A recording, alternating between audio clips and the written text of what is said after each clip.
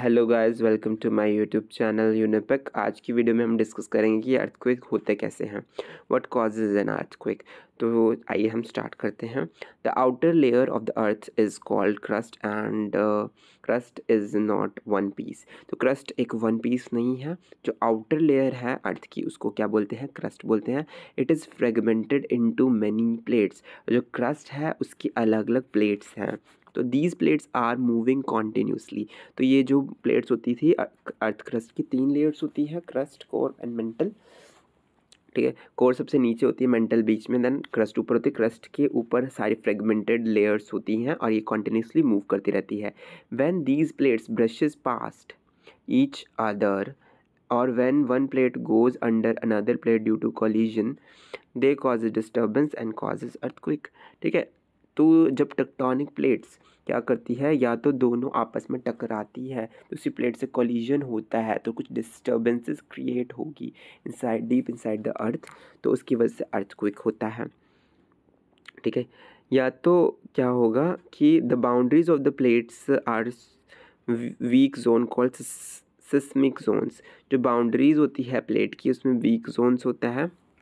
ठीक है, तो उसको सिस्मिक जोन कहते हैं और फॉल्ट जोन भी कहेंगे। ठीक है, जहाँ पे अर्थक्वेक इतना ज़्यादा नहीं आएगा। Whereas earthquake often occurs in the seismic zone. ठीक है, लेकिन वीक जोन है तो ज़्यादातर अर्थक्वेक जो बाउंड्रीज होती है प्लेट्स की वो वीक जोन है, उसको सिस्मिक जोन बोलते हैं। ठीक है, वीक जोन। बट अर्थक्वेक अक्सर कहाँ पे आता है? सिस्मिक जोन की तरफ ही आता है। किसकी तरफ में आएगा? सिस्मिक जोन की तरफ ही आएगा। तो ये क्या था? Inner core, outer core, mental and crust.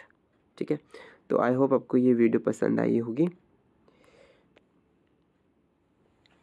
तो अगले भी हम कुछ टॉपिक देख लेते हैं रिलेटेड। तो जो सिस्मिक जोन होते हैं इंडिया में वो कहाँ कहाँ पे है?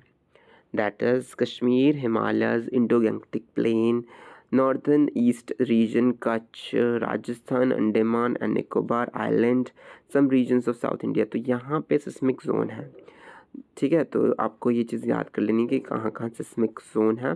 फिर सेकंड पॉइंट है the power of an earthquake is measured on scale called Richard scale. जो अर्थक्वेक की पावर्स को मेजर किया जाता है किसी स्केल में, पावर कितने पावर का था, तो उसको रिचर्ड स्केल कहते हैं मतलब। Very destructive earthquake have magnitude more than 7.5। अगर 7.5 आया रिचर्ड स्केल में रीडिंग तो उसमें क्या होगा? बहुत ही ज़्यादा डिस्ट्रक्शन होगी। ठीक है, earthquake produce waves on the surface of the earth called seismic waves.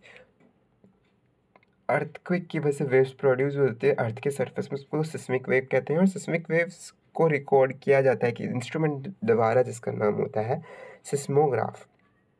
Seismic zone आपको दिखाया होगा, जो भी मैंने आपको ऊपर वाली जो इस पैरा में बताया आप इसमें देख सकते हैं।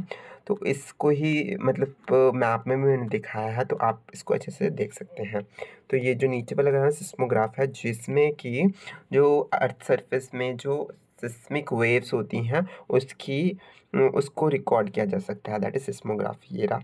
ठीक है, तो अगर आपको मेरी वीडियो पसंद आई तो लाइक कीजिए और मेरे चैनल को सब्सक्राइब कीजिए।